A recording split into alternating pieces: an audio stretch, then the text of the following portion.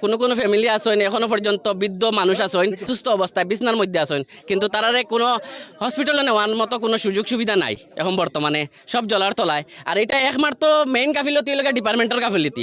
এখনো পর্যন্ত 12টা বাজের, আজকে সরকারি ওয়ার্কিং ডেজ হিসাবে আজকে বুধবার করে হিসাবে আজকে কোনো হলিডে নাই। আজকে তারা ডিপার্টমেন্টের কোনো মানুষ এখানে বর্তমানে উপস্থিত নাই এখন বর্তমানে, আপনারা দেখতে পারবেন। গাফিলতির কারণে আজকে দেখো এন্ট্রি বান্ধ, বর্তমানে কোনো মানুষ যাতায়াত করতে পারত না। এখানে তারা 2 বছর থেকে যে সময় মাটি ফালানির কথা, যেখানে যে সময় সুইচ গেটের কাজ করার কথা, ওই সময় তারা কাজ বন্ধ থাকে। আর যে সময় বৃষ্টি হইলো তারা কাজ শুরু হয়ে যায়। মানে এখানে একটা রুজির জায়গা বানাই দিচ্ছেন, মানে ডিপার্টমেন্টের যারা আসেন আর যারা কন্ট্রাক্টর আসেন আর ইঞ্জিনিয়ার আসেন, তারা মোটামুটি তারা একটা ব্যবসার জায়গা বানাই দিচ্ছেন। এটা বিজনেস পয়েন্ট বানাই দিচ্ছেন। আমি এটা মানে আমি ডিসি মহোদয়ের কাছে মানে অনুরোধ করছি যেটা ওটা তাড়াতাড়ি দেখার লাগিন। আর এনে যে ব্যাগ কয়টা আছে বেশ না ডেইলি কাজ, মানে আমরা লোকালের মানুষ, তারা 2 দিন আগে গতকালকে নামছইন, নামার পরে তারা ডিপার্টমেন্টের মানুষ এখানে উঠাইবার দিচ্ছেন না জিও ব্যাগটা।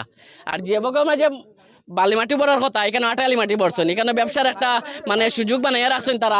এটা জানেন আটালি মাটি জিও ব্যাগের জন্য খাটার যাইন যদি বা ফারিয়া দেন যদি, এটা আটালি মাটি যেত না, বালি মাটি হইলে 2 আলু নামি গেল। কিন্তু তারা এখানে আটালি মাটি ইচ্ছা করে বানাইছেন। আটালি মাটি যেটা জিও ব্যাগ তারা ইচ্ছা করে ব্যাগের মাঝে পড়ছেন। আজকে বর্তমানে নিচে আছে 4-5টা ব্যাগ আছে। আজ প্রায় 10 দিন থেকে তারা এই বস্তায় কোনো উঠাইতে পারত না। আমার প্রশাসনের কাছে দাবি ওটা 2 দিন করে ভিতরে তাড়াতাড়ি আমরা ওটা সমাধান করে দেন, নাইলে আমরা বৃহত্তর আন্দোলন নামো। আর যদি ডিসি মহোদয় এই জন্য এটা পুরা মতো অ্যাকশন নেই না, আমরা অ্যাকশনে নামতে রেডি আছি। আমার গ্রামের মা বোন হল রাস্তার মধ্যে বাড়ি আইছেন, খুব দুঃখের সহিত এই রাস্তার মধ্যে বাড়ি আইছেন। তারার অনেক যন্ত্রণার কারণে তারা ঘর থেকে বাইরে হইতে পারেন না, ল্যাট্রিনে যাইতে পারেন না, বাথরুমে যাইতে পারেন না, ঘর থেকে ঘরে হাঁটু জল, কোমর জল, রাস্তাত হাঁটু জল। এর লাগে আজকে দুঃখ হইয়া আমার মা বোন হল রাস্তার মধ্যে বাইরে হইতে বাধ্য হয়েছেন।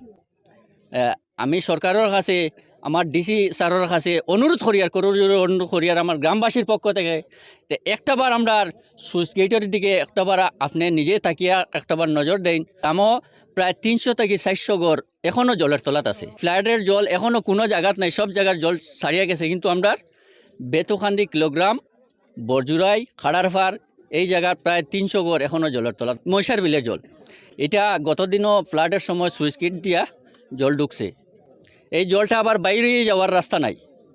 সুইচ গেটের যে প্লেটটা আছে, প্লেটটা কিটা কারণে নষ্ট হয়েছে, এখানে বস্তা ফেলাইছিল, বস্তাটা এখন উঠাইছে না। এর লাগিয়া মহিষার জলটা বাইরে যেতে পারেন না। যদি আমার ডিসি স্যারে এটা একটু দেখুন, তাহলে এটা আমরা সমাধান হয়ে যাব। কিছুদিন পরে আমরা একটা ফরবার আপনি আমার ছোটো ছোটো বাচ্চাইন্তর খাতিরে একটাবার আমরা জলটা নিষ্কাশন করিয়া দেন। প্রায় 2-3 দিন জলটা যদি যাওয়াইতে পারেন তা আমরা গড় দুয়ার যতটা আছে সব বাই যাব। এখানে একটু জায়গা বাংছে, এটা আবার প্রোটেকশন হয়ে গেছে, প্রোটেকশন করছে। প্রোটেকশন করার পরে কিন্তু একটা জিনিস প্রবলেম হয়েছে, যে আমরা যে হাঁটিয়ে যেতাম, যে হাঁটিয়া স্যান্ডেল খুলিয়ে যেটা হাঁটিয়ে যেতাম, হাঁটার রাস্তা ওটাও বন্ধ হয়ে গেছে। এখন একটু বাঙ্গের মহিষার জলটা সুইয়া বাইরর নিচে দিয়া সুইয়া বাইরনির কারণে নদীর বাঙ্গনটা একটু বাড়ে, ভাঙ্গি যায়। এটা প্রোটেকশনে কোনো কাজ করেন না। তো এটার দিকেও আপনি একটু নজর দিবা।